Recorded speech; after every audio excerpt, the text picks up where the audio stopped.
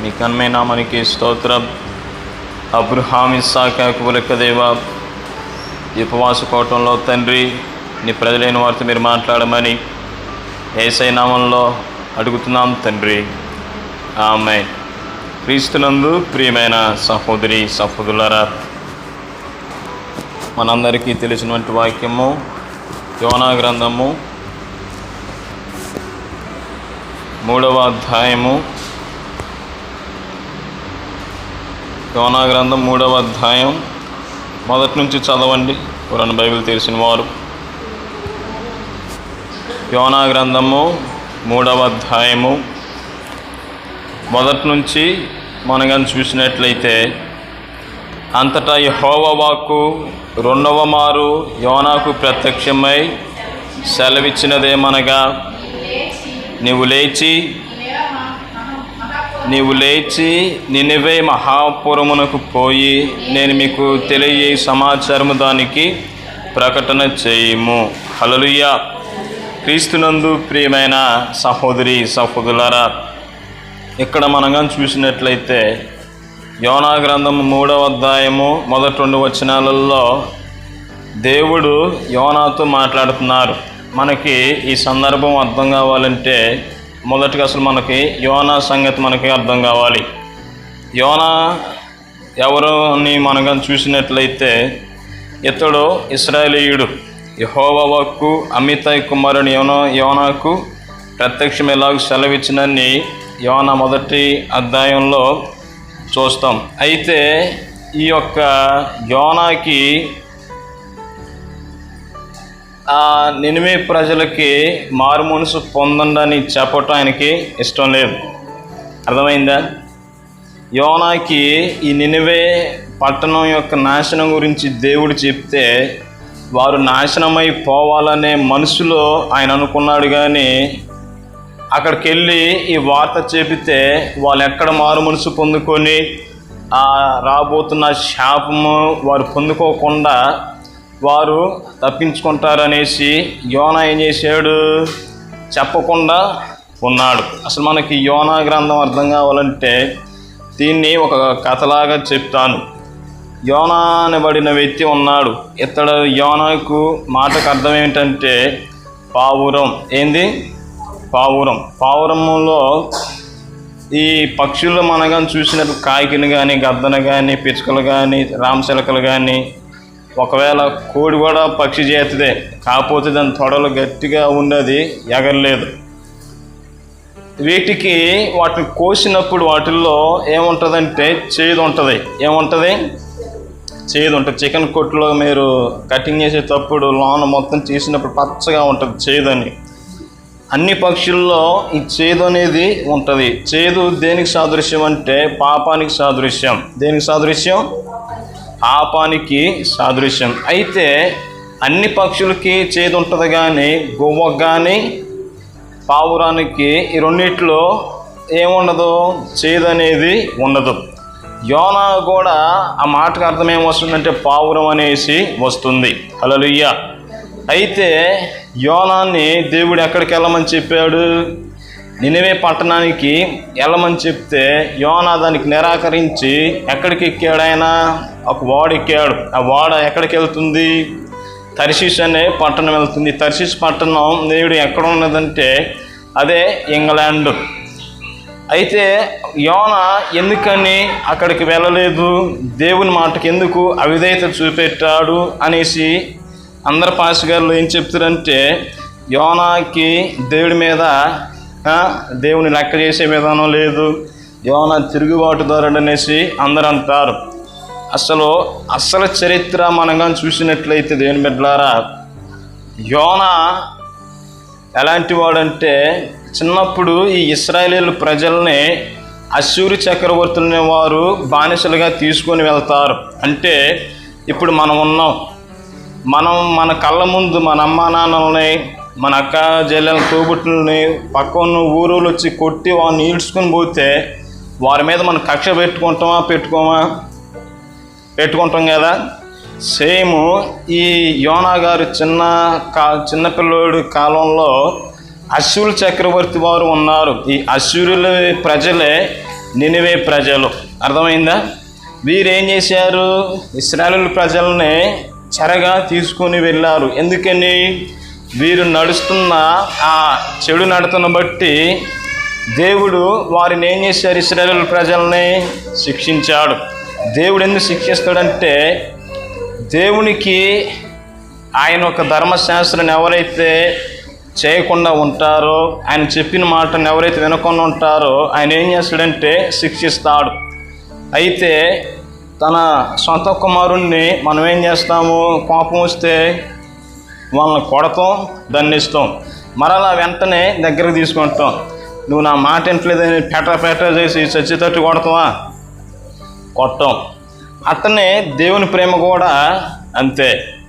చిన్నప్పుడు వాళ్ళు ఏం చేశారు? వాళ్ళు చేసిన భయంకరమైన పని ఏంటంటే, ధర్మశాస్త్రాన్ని వదిలేసి డబ్బరు దేవతలను పూజించడం వారు ప్రారంభించారు. ఎన్ని మారులు గద్దించినా విననొల్లని వాడిని హఠాత్తుగా నాశనం అవుతుందని సామెతల్లో ఉంటుంది. అయితే దేవుని బిడ్డలారా, ఆ కాలంలో ఈ ఇశ్రాయేలు యొక్క హృదయ గర్వాన్ని బట్టి దేవుడు ఈ నినివే ప్రజలైన అశ్షూరీయుల్ని ఇశ్రాయేలు మీదకి పంపాడు. పంపినప్పుడు వారు చెరగా తీసుకొని పోతున్నప్పుడు వారి యొక్క తోబుట్టువులని, బంధువులని యోనా చిన్న వయసులో చూశాడు. అయితే యోనాకి మనసులో ఏమున్నది? వారి మీద కక్ష ఉన్నది. ఎందుకని? నా బంధువుల్ని, నా ప్రజలను తీసుకుని ఎట్లాగా ఆగం చేస్తాడనేసి. అయితే యోనా పెద్దవాడిన తర్వాత ఈ నినివే ప్రజల యొక్క దోషము ఏమైందంటే, వరానురానది ఆకాశానికి అంటుతుంది. ఈ దోషము కానీ వారిలో కానీ ఉన్నట్లయితే వారి మీదకి దేవుని ఉగ్రత అనేది రాబోతుంది. దేవుడు ముందేం చెప్తాడంటే, మనము తప్పు చేస్తుంటే సరి చేసుకోమని ముందుగా హెచ్చరిస్తాడు. అర్థమైందా? తప్పు చేస్తుంటే ముందుగా హెచ్చరిస్తాడు. అయితే నువ్వు చెప్పినా కానీ వినకపోతే ఏం చేస్తారు? పక్కనతో చెప్పించైనా సరే వాడిని జాగ్రత్త ఉండమని చెప్పనేసి అంటాం. అయితే దేవుని బిడ్డలారా, ఈ యొక్క ఆ దినాలలో దేవుడైన యెహోవా ఎవరికి ప్రత్యక్షమయ్యాడు? యోనాకి ప్రత్యక్షమయ్యాడు. హల్లెలూయా. ఒకసారి చెప్పినప్పుడు యోనా ఏం చేశాడు? వెళ్ళమంటే వెళ్ళలేదు. యోనా గ్రంథము 1వ అధ్యాయము 2వ వచనాన్ని ఒకసారి చూసినట్లయితే, నినివే పట్టణస్థుల దోషము నా దృష్టికి ఘోరమాయను గనుక నీవు లేచి నినివే మహాపట్టణమునకు పోయి దానికి దుర్గతి కలుగునని ప్రకటించమని దేవుడు చెప్పాడు. కానీ యోనా ఏం చేశాడు? 3వ వచనం చూసినట్లయితే, అయితే యెహోవా సన్నిధుల నుండి తర్షీషు పట్టణమునకు పారిపోవాలనని యోనా యొప్పేకు పోయి తర్షీషునకు పోవు ఒక ఓడను చూచి ప్రయాణమునకు కేవు ఇచ్చి యెహోవా సన్నిధిలో నిలవక ఓడవారితో కూడా తర్షీషునకు పోవుటకు ఓడను ఎక్కినట్లు మనం చూస్తాం. హల్లెలూయా. అయితే దేవుని బిడ్డలారా, దేవుడు ఎక్కడికి వెళ్ళమని చెప్పాడు? నినివే వెళ్ళమని చెప్పాడు. యోనా ఎందుకు వెళ్ళలేదు చెప్పండి? దేవుని వాక్కు వచ్చింది, వారు నాశనం కావాలనే. అంటే ఒకడు వ్యక్తికి మనం చెప్తేనే వాళ్ళు మారుతారు, చెప్పకపోతే వాడు మారతాడా? వింటావా? ఇప్పుడు మన పిల్లలే ఉన్నారు, ఇక్కడ ఆడుకుంటే బాగానే ఉంటుంది, ఆడికెళ్ళి ముందుకెళ్తే ఎండ వస్తుంది. ఎండలోకి మనం ఏం చెప్తాం? పోగాకు అంటాం. అయినా నీ మాట ఎండో వాడు ఏం చేస్తాడు? మళ్ళీ పోవాలంటాడు. అయినా నువ్వు పట్టుకుంటా, మళ్ళీ వాడు ఏడుస్తాడు. అట్ట నీకు విసుకొచ్చి ఆ పిల్లగాడే ఒకసారి వదిలేసావు ఎండలో పోతే వాడికి ఏమైపోతాడు అని డౌట్ ఉంటుంది మనకి. ఎండలోకి పోతే వాడికి ప్రమాదం సంభవిస్తుంది అనేసి ఐడియా వస్తుంది. అయితే దేవుని బిడ్డలారా, ఈ యొక్క పసిగట్టాడు యోనా. ఇప్పుడు నేను వెళ్ళి వాడికి చెప్పకపోతే వారు దేవుని చేత నాశనమైపోవాలనేసి కంకణంతో, ఈ ఆలోచనతో యోనా అక్కడికి పోలేదు. హల్లెలూయా. నా పాయింట్ అర్థమైందా? అంటే ఈ దోషులు, నీచులు, ద్రోహులు ఏం కావాలి? సర్వనాశనమైపోవాలన్న ఆలోచనతో యోనా ఏం చేశాడు? నినివేకి వెళ్ళమంటే తర్షీషుకు వెళ్ళిపోయాడు. ఇది అసలు రహస్యం. చాలామంది పాస్టర్ గారు ఏం చేస్తారంటే, యోనా అవిధేయుడు, దేవుని మాటకు అవిధేయతను చూపెట్టాడు, యోనా దేవుని లెక్క చేయడం అనేసి ఎన్నో చెప్తూ ఉంటారు. దేవుని బిడ్డలారా, ఇక్కడ కానీ మనం కానీ చూసినట్లయితే యోనాకి మనసులో ఏముంది? కోపం ఉన్నది. ఏముంది? కోపం ఉన్నది, పగ ఉన్నది, ప్రతీకారం ఉన్నది. కొన్ని సమయాలలో మనకు నచ్చని పనిని కూడా దేవుడు మనతోనే ఇష్టం లేకపోయినా చేయనిస్తాడు. ఎందుకని? దేవుడికి నశించిపోవటం ఇష్టం లేదు. ఈరోజు మనం చెప్పకపోతే ఎవరు చెబుతారు అనేసి చాలామంది ఉంటుంది. ఇక్కడ కానీ చూసినట్లయితే యెహోవా సన్నిధిలో నుండి తర్షీసు పట్టణమునకు పారిపోవాలని యోనా యొప్పేకు పోయి తర్షీసునకు పోవు ఒక ఓడను చూచి ప్రయాణమునకు కేవు ఇచ్చి, అంటే ఆ దినాలలో దేశాలకు వెళ్ళాలంటే ఇప్పుడున్న పరిస్థితులు చూసినట్లయితే విమానాలు వచ్చాయి. ఏదన్నా పక్కన ఊరికి పోవాలంటే ఆటోలు కానీ బస్సులు కానీ లేదా రైల్స్ వీటికి మనం వెళ్తూ ఉంటాం. ఆ దినాలలో మన దేశాలు దాటి దేశాలు పోవాలంటే ఎడారులు అయితే వంటలు ఉండేవి. అట్లనే సముద్ర మార్గం కూడా ఉన్నది. మనం వైజాగ్ వెళ్తే వైజాగ్ నుంచి అన్నమాని దగ్గరికి పోవాలంటే సుమారు ఒక వారం రోజులు పట్టిద్ది ఓడలు. అట్లా ఆ దినాలలో ఓడల మీద ప్రయాణం చేసుకుంటూ వెళ్ళేవారు. హల్లెలూయా. అయితే దేవుని బిడ్డలారా, ఇంకా మనం కానీ చూసినట్లయితే యోనా ఏం చేస్తున్నాడు?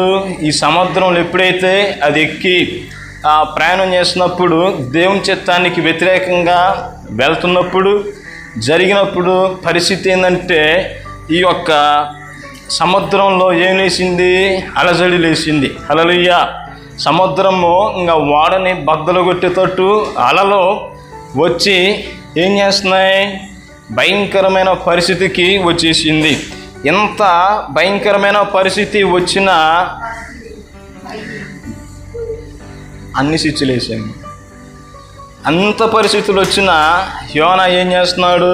ఒక 4వ వచనం ఒకసారి చదవండి. యోనా గ్రంథం 1వ అధ్యాయం 4వ వచనంలో చూసినట్లయితే,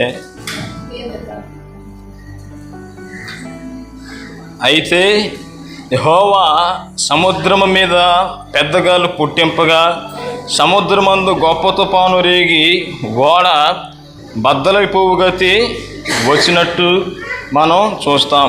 హల్లెలూయా. అర్థమైందా?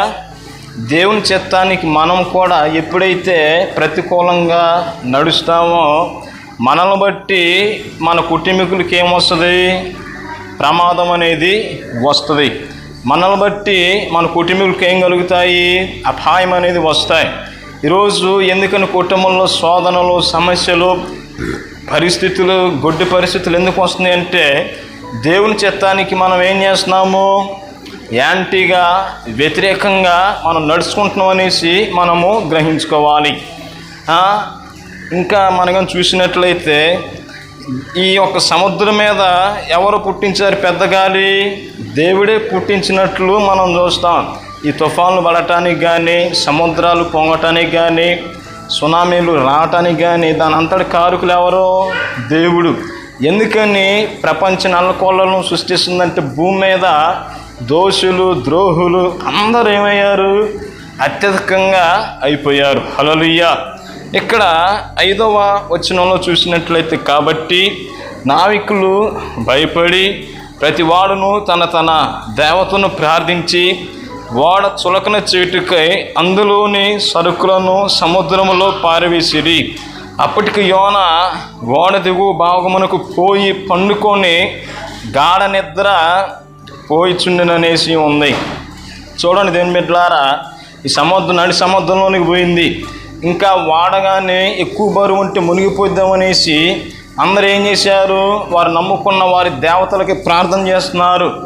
వాళ్ళు ఏ దేవతలను అయితే పూజిస్తారో ఆ దేవతలకి కొబ్బరికాయలు కొడుతున్నారు, హారతులు ఎత్తున్నారు, చేయాల్సిన బలులన్నీ చేస్తున్నారు. కానీ ఆ ఓడ మాత్రం ఇంకా అలానే గందరగోళ పరిస్థితుల్లోనే ఉన్నది. వీళ్ళందరూ తమ దేవునికి, దేవతలకి ప్రార్థనలు చేసుకుంటుంటే యోనా మాత్రం కింద ఏం చేస్తున్నాడు? స్లీపింగ్. హల్లెలూయా. ఎక్కడ? ఈ పడవ అనేది సుమారు మనకి టీవీలలో, సెల్ ఫోన్ చూస్తే చిన్నగానే కానొస్తుంది. రియల్గా చూస్తే దరిదాపు ఒక్కొక్క ఓడ గురియాలంత ఉంటుంది. హల్లెలూయా. నేను ఎప్పుడు చూశానంటే 2015లో ఆ ప్రాంతంలో కన్యాకుమారిలో వాక్యం చెప్పడానికి వెళ్ళా. అక్కడ కన్యాకుమారి బీచ్కి వెళ్ళినప్పుడు సముద్ర మట్టానికి ఒక 4-5 కిలోమీటర్లు అవతలే ఈ సరుకులతో ఎక్స్పోర్టింగ్ చేస్తూ ఉంటుంది. పెద్ద ఓడలు అన్నమాట.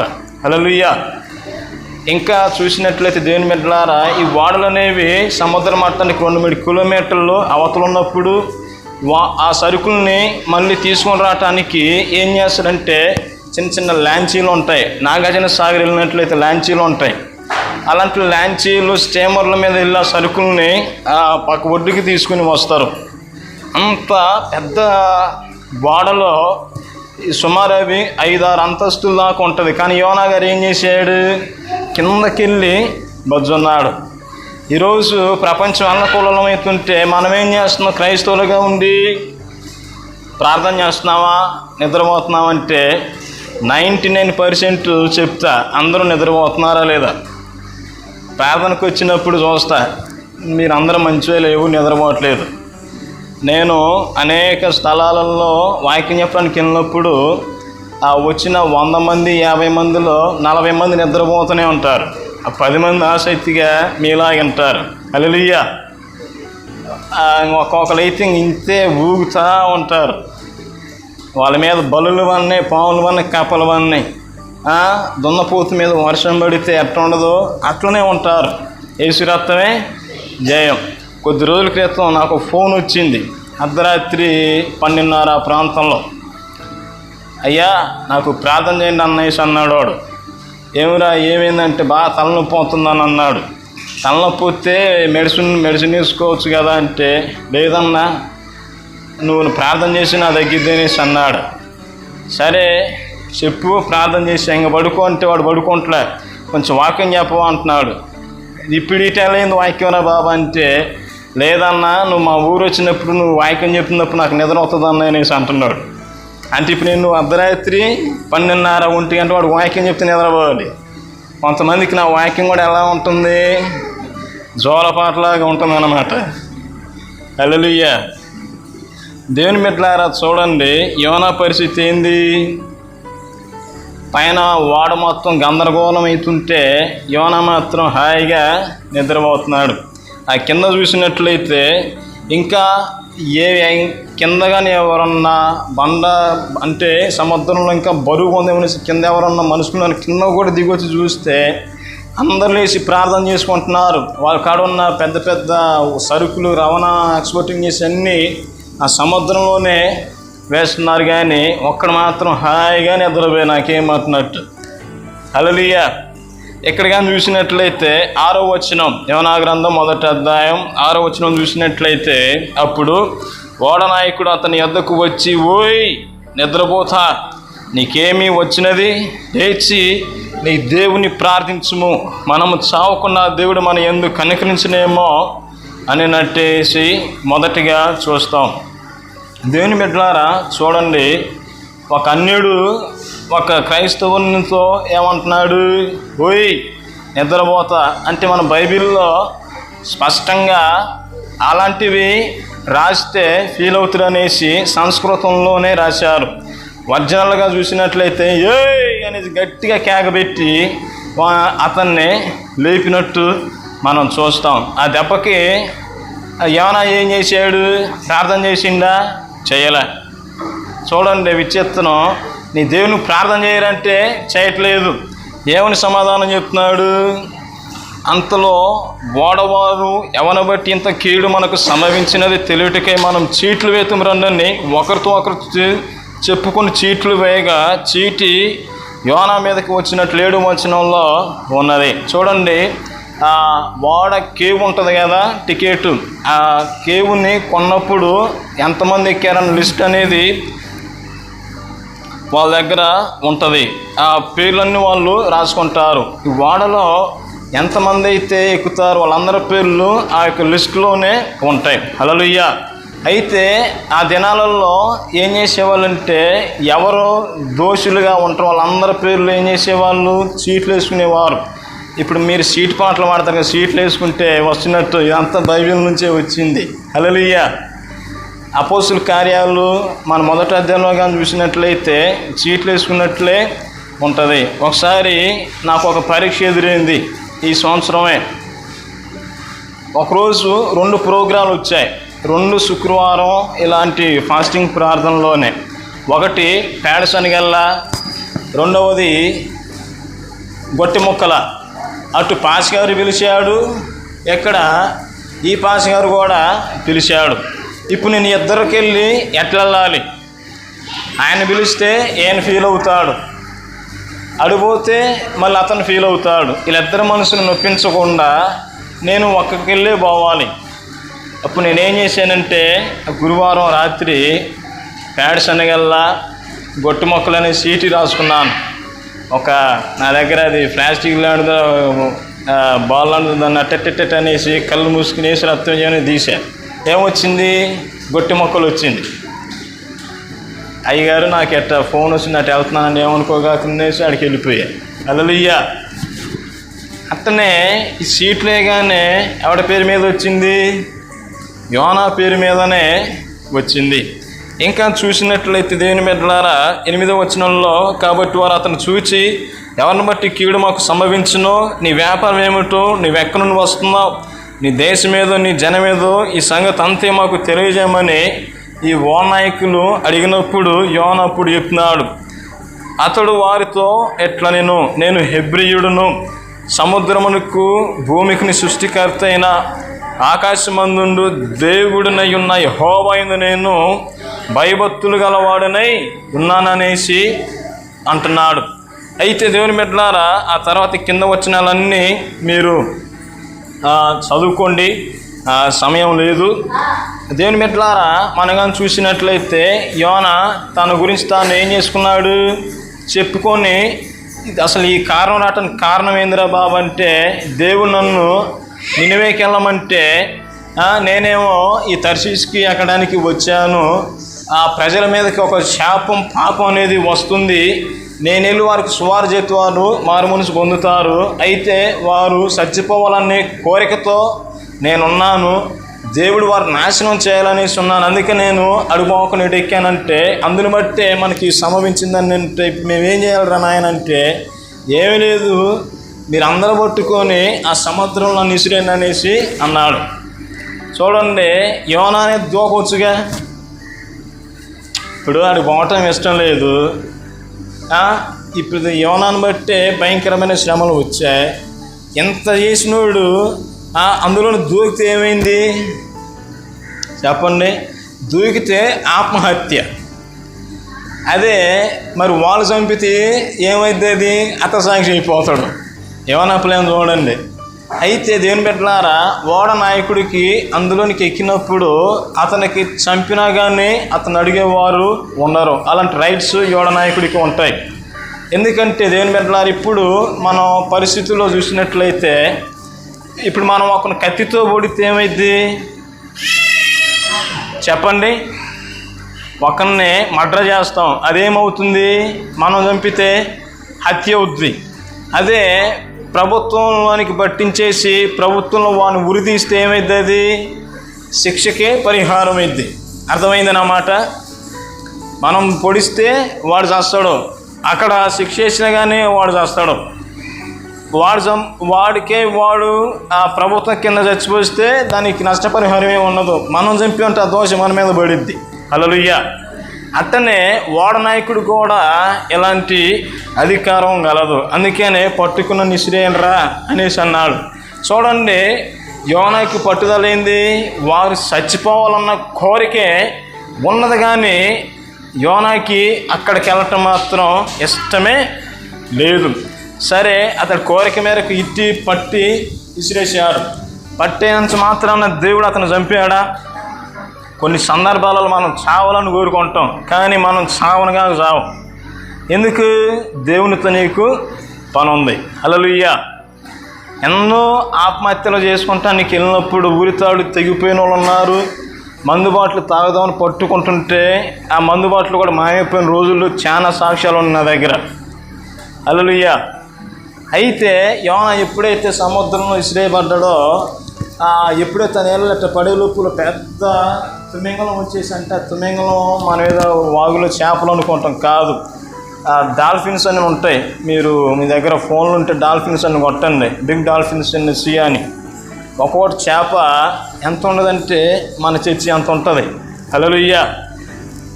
అయితే ఆ మత్స్యం వచ్చేసి ఎప్పుడైతే నూరెట్ట తెరవగానే యోనా పోయి అందులో పడిపోయాడు. కానీ యోనా ఏమనుకుంటున్నాడంటే ఇంక నేను చచ్చిపోయాను, ఒక పెద్ద దరిద్రం పోయిందనేసి వాళ్ళందరూ చావాల్సిన మనుషులు ఆయన ప్రార్థన చేసుకుంటూ ఉంటున్నాడు. హల్లెలూయా. 3 రోజులు యోనా అందులో ఉన్నాడు. మళ్ళీ యోనా ఈ 3 రోజులు ప్రయాణం ఎంత దూరం అయితే చేశాడో అన్ని 3 రోజులు మళ్ళీ రిటర్న్లోకి వచ్చి ఆ తిమింగలం ఏం చేసింది, నినివేలో కక్కేసింది. కేవలం కక్కగానే ఏమైంది, ఎట్టెట్ట పుల్లుకుని ఎట్టెట్ట చూస్తే ఎక్కడున్నాను, బతుకున్నాను చచ్చాను అనేసి ఎట్ట చూడగానే నినివేని బోర్డు ఉంది. దేవా ఎందుకు నన్ను ఎక్కడ తెచ్చావు అనేసి మళ్ళీ కోపం పెట్టుకున్నాడు. నేను చెప్తున్నాను కదా, నువ్వు వెళ్ళి ప్రకటించమని చెప్పిందే ఈ 2వ అధ్యాయం మొదటి నుంచి మనం చదువుకున్నాం. హల్లెలూయా. ఈ చిక్కుముడి అర్థం కావటానికి ఇదంతా బ్యాక్గ్రౌండ్ ఉంది. అయితే అక్కడికి వెళ్ళాడు. ఎప్పుడైతే అక్కడికి వెళ్ళి ఆయన సువార్తను ప్రకటిస్తున్నాడో యోనాకి మాత్రము ఇష్టం లేదన్న అక్కడ. అప్పుడు దేవుడు ఏం చేశాడు, ఆ ఒడ్డునబడి ఉంటే మళ్ళీ 2వసారి ప్రత్యక్షమయ్యాడు. యోనా గ్రంథం 3వ అధ్యాయం మొదటి వచ్చిన ఇప్పుడు చదవండి. నేను ముగిస్తున్నాను, సమయం అయిపోయింది. యోనా గ్రంథం 3వ అధ్యాయం మొదటి నుంచి చూసినట్లయితే అంతటా యెహోవా వాక్కు 2వ మారు యోనాకు ప్రత్యక్షమై సెలవిచ్చినదేమనగా, నీవు లేచి నినివే మహాపురమునకు పోయి నేను నీకు తెలియజేయ సమాచారము దానికి ప్రకటన చేయము. కాబట్టి యోనా లేచి యెహోవా సెలవిచ్చిన ఆజ్ఞ ప్రకారం నినివే పట్టణమునకు పోయెను. నినివే పట్టణము దేవుని దృష్టికి గొప్పదై 3 దినముల ప్రయాణమంతా పరిమాణము గల పట్టణం. హల్లెలూయా. ఈ నినివే పట్టణం చాలా గొప్పది. అంటే ఆ ఊర్లో చుట్టూరు తిరగటానికి ఎంత టైం పట్టిద్ది, 3 రోజులు పట్టిద్ది. ఇప్పుడు ఒకసారి ఈ గ్రంథం చదువుతున్నప్పుడు నాకు కూడా డౌట్ వచ్చింది, మన గురిజాలంతా ఒకసారి తిరిగేసి వద్దాం అనేసి అనుకున్నాను. అంటే టైం ఎంత అవుద్ది, సమయం ఎంత పట్టిద్దని క్యాలిక్యులేట్ చేసుకుని ఉదయకాలం నేను వాకింగ్కి వెళ్తాను, మీ అందరూ తెలుసు. షూ వేసుకొని ఒక్కసారి అటు పెద్ద కాలువ కట్ట మొదలుకొని, అటు good news school Gangavaram road మొదలుకొని, అటు దండగట్టు రోడ్డు, అటు వచ్చేసి అటు రైలు కట్ట, ఈ సరౌండర్ మొత్తం వేసేసరికి ఉదయం నుంచి ఉదయం 7 గంటల నుంచి 11:30 దాకా పట్టింది. అర్థమైందా? ఆ మొత్తం అటు తిరిగి అటు పల్లెగొంత రోడ్డు బ్రిడ్జి ఉంటుంది కదా, అటు తిరిగి మళ్ళీ ఇంటికి వచ్చేసరికి 11:30, 11:12 అయింది. అంటే మన గురిజాల అంత పెద్దది, కానీ దీనికన్నా త్రిబుల్ పెద్దది ఈ నినివే పట్టణం. యోనా ఆ ఊరంతా తిరిగితే ఎన్ని రోజులు ప్రయాణం పట్టిద్దంట, 3 దినాలు. అంటే దరిదాపు 24 గంటలు ఎక్కడ ఆగకుండా నడిస్తే అంత పెద్ద పట్టణం ఈ నినివే పట్టణం. అయితే ఈ నినివే పట్టణం ఏమైంది, దేవుని దృష్టికి ఘోరమైనదిగా ఉన్నది. ఇందులో ఏమున్నది, పాపం ఉన్నది.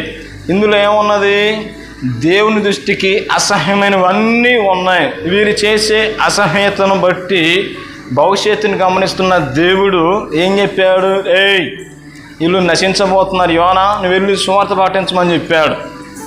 అయితే యోనాకి వాళ్ళు నీచులు అంతే ఉండాలి, వారు చావాలి, ఇంకంతే నేను పోననేసి అంటాడు.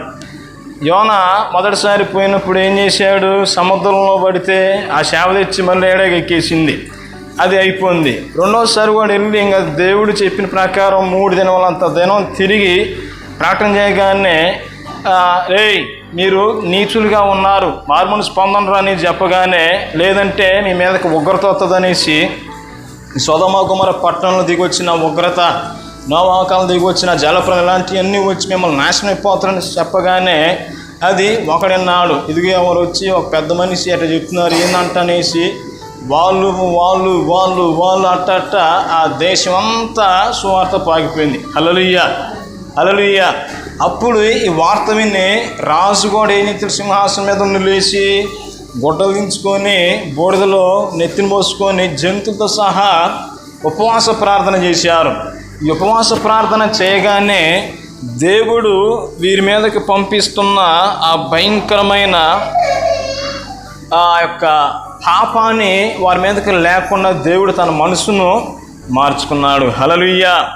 అది ఒకసారి చదివినట్లయితే దేవుని బిడ్డలారా, ఇక్కడ 6వ వచనం నుంచి చదువుదాం. యోనా గ్రంథం 3వ అధ్యాయం 6 నుంచి చూసినట్లయితే, తన సంగతి నినివే రాజునకు వినబడినప్పుడు అతడును తన సింహాసనము మీద నుండి దిగి తన రాజవస్త్రములు తీసివేసి గోనె పట్ట కట్టుకొని బూడిదలో కూర్చుండెను. మరియు రాజు అయిన తానును ఆయన మంత్రులను ఆజ్ఞయగా, ఒకవేళ దేవుడు మనసు త్రిప్పుకొని పశ్చాత్తాపుడై మనము లయము కాకుండా తన కోపాన్ని చల్లార్చుకొను గనుక మనుషులు ఏది పుచ్చుకొనకూడదు, పశువులు కానీ ఎద్దులు కానీ గొర్రెలు కానీ మేత మేయకూడదు, నీళ్లు త్రాగకూడదు. 9వ వచనం, మనుషులందరూ తమ దుర్మార్గములను విడిచి తాము చేయి బలత్కారమును మానివేయవలనని, మనుషులేమి పశువులేమి సమస్తమును గోనెపట్ట కట్టుకొనవలనని జనులు మనపూర్వకము దేవుని వేడుకొనవలెను అని దూతలు నినివే పట్టణములో చాటించి ప్రకటన చేసిరి. ఈ నినివే వారు తమ చెడు నడతలను మానుకొనగా వారు చేయుచున్న క్రియలను దేవుడు చూచి పశ్చాత్తాపుడై వారికి చేయుదునని తాను మాటిచ్చిన కీడును చేయక మానెను. హల్లెలూయా. చూడండి, వీళ్ళ యొక్క దుష్టత్వం, వీళ్ళ యొక్క చెడ్డ క్రియలు, వీళ్ళు చేసే చెడ్డ ఆలోచనలు, వీళ్ళు చేసే బలాత్కారం అంటే ఏంటంటే, ఇప్పుడు ఉదాహరణకి ఎవరన్నా టూరిస్టులు ఇతర మన దేశానికి వచ్చి చూసినప్పుడు వారికి మనం ఏం చేయాలి? చక్కగా స్వాగతించాలి. మొన్న ఉత్తరప్రదేశ్లోనూ కలకత్తాలోనూ ఒక రష్యా వారు ఎవరో టూరిస్ట్గా వచ్చినప్పుడు కొంతమంది అల్లరి మోకలను పట్టుకొని ఏం చేశారు? మానభంగం చేసి చంపేశారు. అది న్యూస్లో కూడా వచ్చింది, మీరు చూసే ఉంటారు. అయితే కొత్తగా ఊరని వస్తే రోడ్ల మీద బండ్ల వాళ్ళని కొడతాం, దౌర్జన్యంగా పరుసులు లాక్కుంటాం, చైనులు లాక్కుంటాం, ఇలాంటివన్నీ ఏంటి? బలాత్కారం. ఆ దినాలలో ఈ దుర్మార్గులు కూడా అట్లనే చేసేవారు. అయితే ఇలాంటివన్నీ మేము చేసాం, మాకు తప్పైంది, మమ్మల్ని క్షమించి మహాప్రభు అనేసి వాళ్ళు అన్నం తినకుండా నీళ్ళు తాగకుండా గొడ్ల దింపుకొని వాళ్ళు ఏం చేశారు? గోనె పట్లు కట్టుకొని బూడిదను పోసుకొని దేవునికి దినమంతా వారు ఏం చేశారు? ఉపవాస ప్రార్థనను చేశారు. హల్లెలూయా. ఉపవాస ప్రార్థన మనం ఎప్పుడైతే చేస్తామో మన మీదకి వస్తున్న శాపాలు కూడా ఏమవుతాయి? రాకుండా అంతే ఆగిపోతాయి. హల్లెలూయా. ఈరోజు మీరందరూ ఉపవాసం ఉన్నారు. ఏ సమస్యలతో ఉపవాసం ఉన్నారు నాకైతే తెలియదు, కానీ మీ సమస్యలన్నిటికీ పరిష్కారం పశ్చాత్తాపం. అర్థమైందా? మనం మానవ మాత్రంలో ఏదో ఒక రకమైన తప్పు చేస్తాం. తప్పు చేయకుండా మనిషి అన్నోడు భూమి మీద ఎవడో ఉండడు. పాపం లేనివాడు ఒకే ఒక్కడు, యేసు ప్రభు మాత్రమే. అది ఆయనకు మాత్రమే సాధ్యం. ఎందుకని మనం ఎక్కడున్నాం? పాపలోకంలో ఉన్నాం.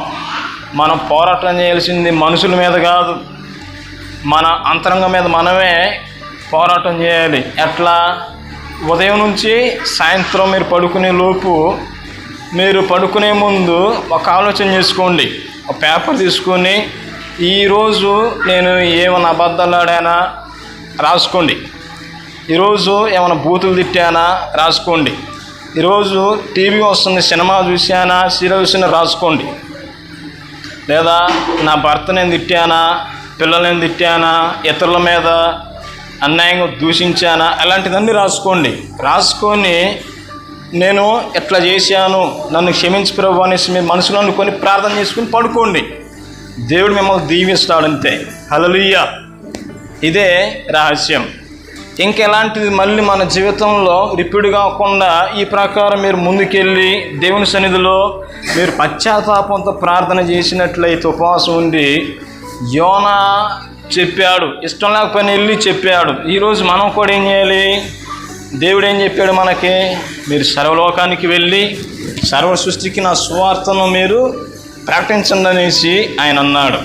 అయితే ఎప్పుడైతే మన సువార్తను ప్రకటిస్తామో దాన్ని బట్టి దేవునిలో మనకే, ఆత్మను బట్టి దేవునికి నశించిపోవటం ఎవరికి ఇష్టం లేదు. ఈరోజు మన పరిస్థితుల్లో చూసినట్లయితే ఎన్నో భయంకరమైన పరిస్థితులు వస్తున్నాయి. వాళ్ళు మారాలంటే మనం ఏం చేయాలి? సువార్తను చెప్పాలి. లోకవార్తల కన్నా సువార్తే ముఖ్యం. నాకు ఎక్కువగా కథలు పెట్టకబులు చెప్పడం నాకు రాదు. నాకు తెలిసింది వాక్యం. ఆ వాక్యాన్ని ఎక్కువగా నేను అందరితో చెప్తూ ఉంటాను. హల్లెలూయా. అయితే ఈరోజు ఉపవాస ప్రార్థనలో మనం వచ్చాం. మనం ఏం అడుగుతున్నాం దేవుణ్ణి అంటే, మనం అడగటానికి ముందు మనం ఎట్లా ఉండాలి? ఇయ్యటానికి ఆయన సిద్ధంగా ఉన్నాడు, కానీ మనం తీసుకోలేకపోతున్నాం. దానికి ఉన్న సీక్రెట్ ఏంటంటే మన పాపాలే. రక్షించడానికి నా చెయ్యి పొరచగలేదు. మీరు కేకలు పెట్టి బొబ్బలు పెట్టి మీరు దేవునికి ప్రార్థన చేస్తున్నారు. దేవుని నా బాధ వింటలేదా, అసలు ఉన్నాడా లేడా అనేసి మీరు అనుకుంటున్నారు. ఆయనకు చెవులు లేదు. అంటే మందం అంటే ఏంది? చెవుడే. హల్లెలూయా. అంటే నీకు మాకేం అడ్డుగా ఉన్నాయంటే పాపాలు అడ్డు ఉన్నాయనేసి చెప్తాడు. మనం అందరం మనసులో పాపం పెట్టుకొని ప్రార్థన చేస్తే ఆ పాపము ఏమవుతుంది?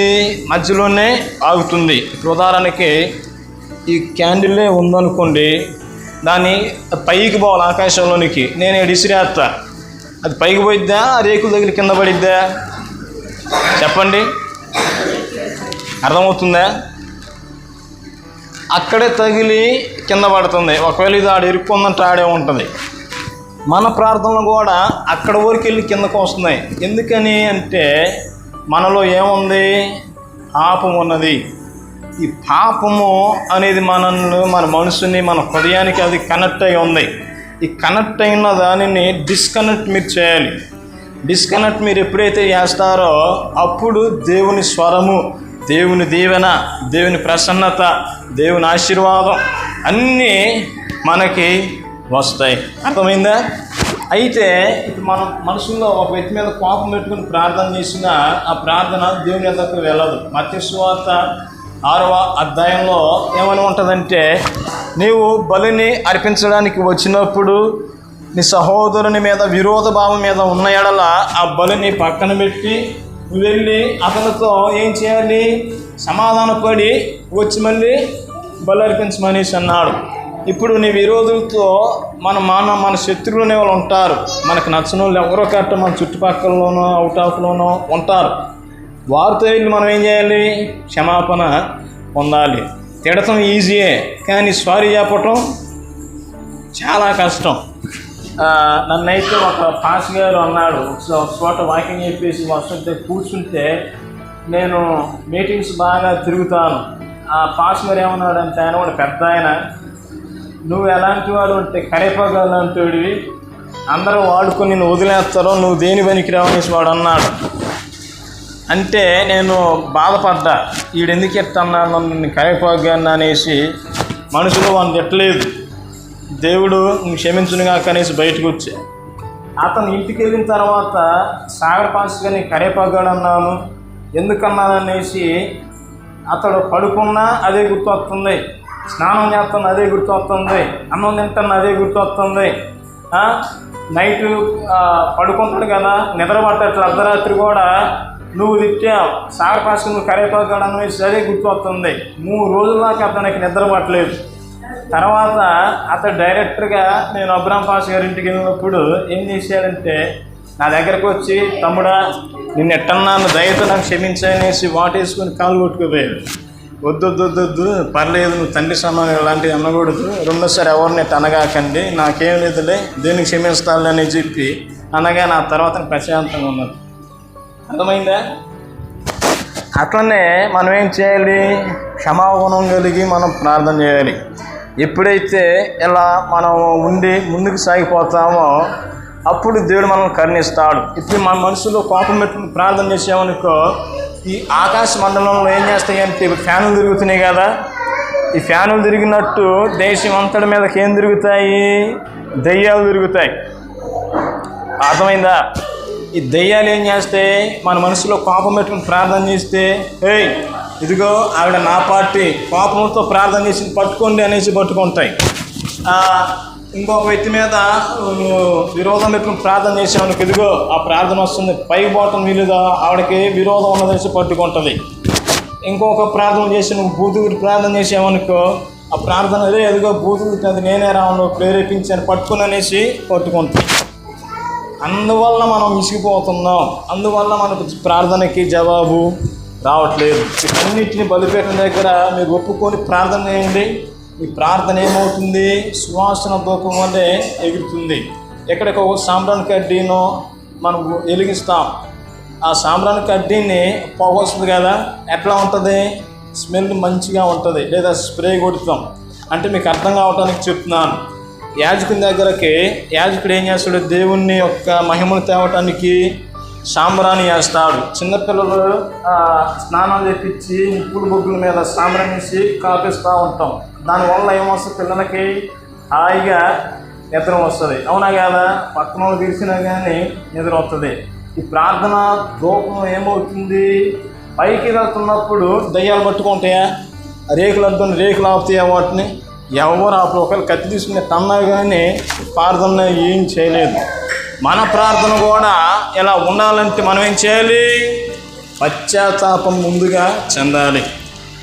ఈ విధంగా నినివే ప్రజల యొక్క పశ్చాత్తాపము దేవుని మనసును కదిలించి కీడు కూడా వారు రాకుండా వాళ్ళు ఏం చేశారు? ఆపేశారు. కావున మనము ఇట్టి విధంగా ప్రార్థనలో ముందుకు సాగిపోదాం.